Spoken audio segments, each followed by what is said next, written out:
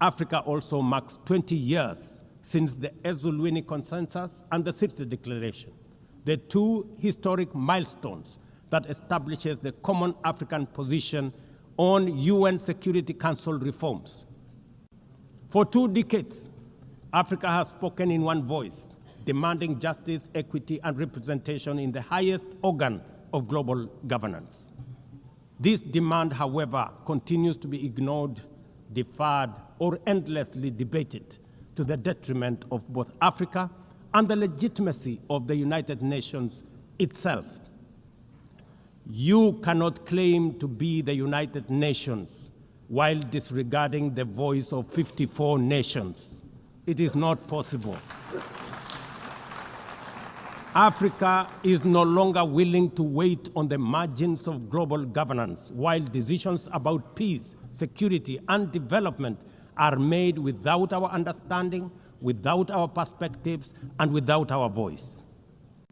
Africa's exclusion is not only unacceptable, unfair, and grossly unjust, it also undermines the very credibility of the United Nations, this organization.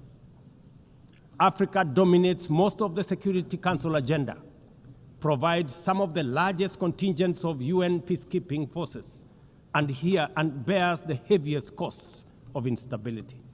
Yet we remain the only continent without a permanent seat at the main table where decisions about our destiny are made. Africa deserves, ladies and gentlemen, at the very least, 2 permanent seats with full rights, including the right to veto, and 2 additional non-permanent seats on the United Nations Security Council.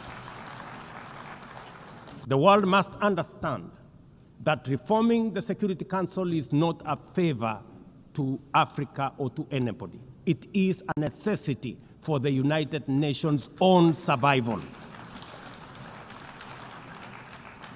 If the United Nations is to remain relevant in this century, it must reflect today's realities, not the post-war power arrangements of 1945.